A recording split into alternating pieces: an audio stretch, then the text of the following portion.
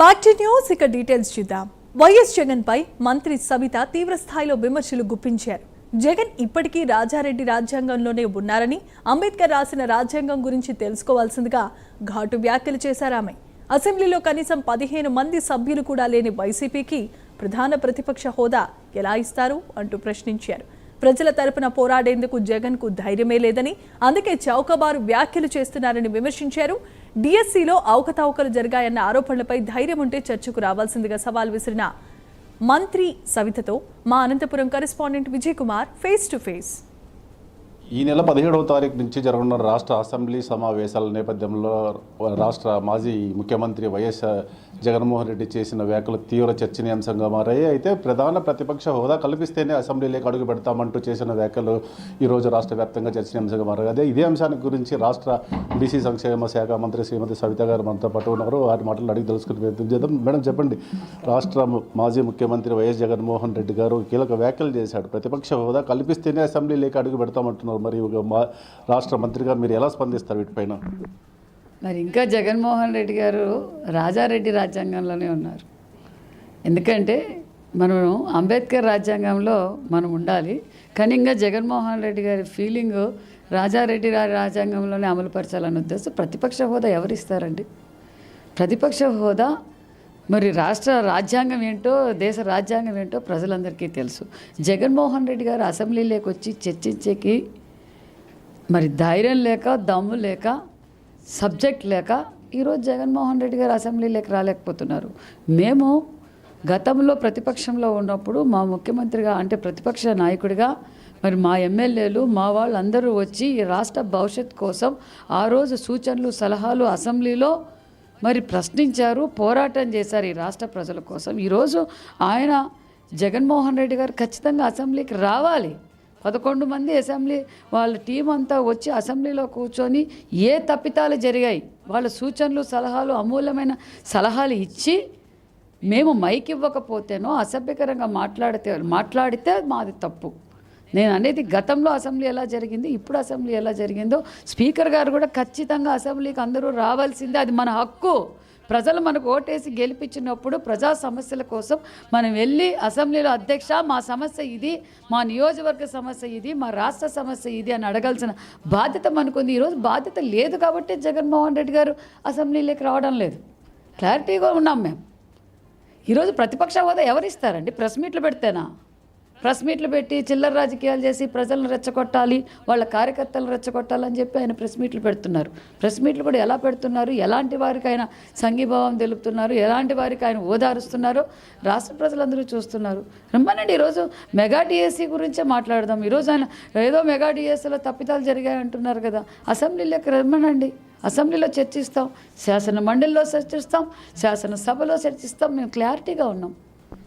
అయితే ప్రతిపక్ష హోదా కల్పిస్తే ప్రత్యేక సమయం కేటాయించాల్సి వస్తుందనే ముఖ్యమంత్రి చంద్రబాబు నాయుడు గారు మాకు ప్రతిపక్ష హోదా ఇవ్వలేదని అన్న సందర్భం కూడా జగన్మోహన్ రెడ్డి గారు చేస్తున్నారు. ఆయనకి మామూలుగానే సలహాదారులు ఎక్కువ మంది ఉంటారు కదా, ఆ సలహాదారులను అడగమనండి. ఒకవేళ ఆయనకి తెలియకపోతే గతంలో అసెంబ్లీ జరిగినప్పుడు కూడా ఇదే మాట అన్నారు, అంతకుముందు అసెంబ్లీ జరిగినప్పుడు కూడా ఇదే మాట అన్నారు, ప్రతిపక్ష హోదా కల్పిస్తే, ప్రతిపక్ష హోదా కల్పిస్తే అని.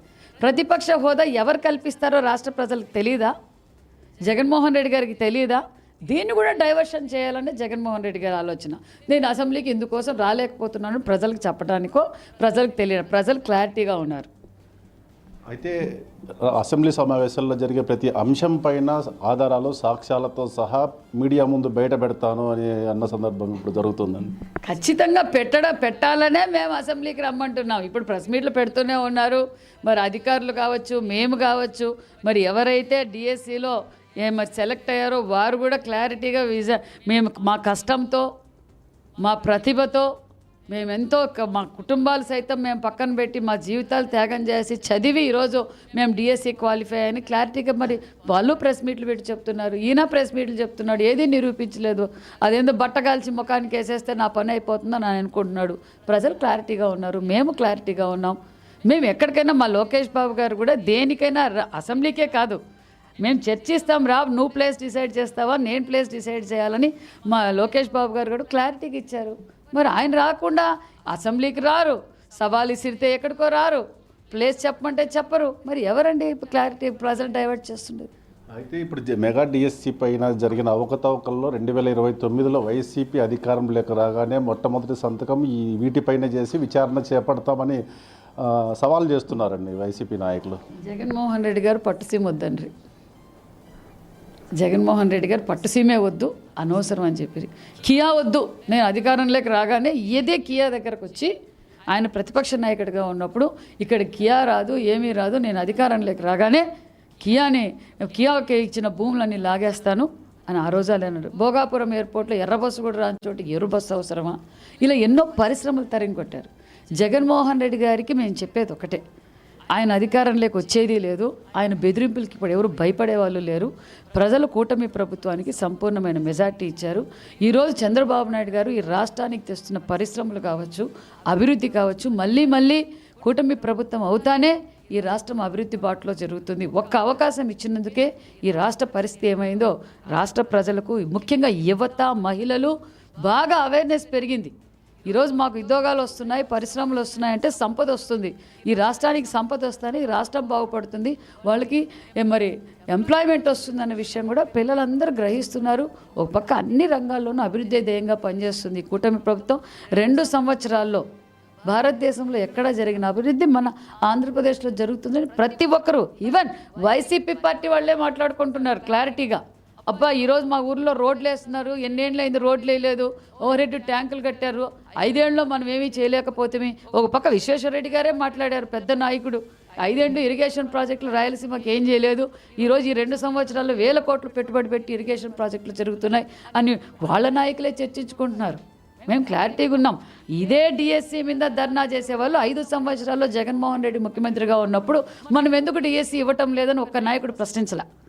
ఈరోజు మా ముఖ్యమంత్రి గారి దృష్టి గ్రామాల్లో జరుగుతున్న సమస్యలు తీసుకెళ్తున్నాం, ఎక్కడికక్కడ పరిష్కారం చేస్తున్నాం. మా ముఖ్యమంత్రి గారు దిశ నిర్దేశిస్తున్నారు, అభివృద్ధి ధ్యేయంగా మేము పనిచేస్తున్నాం.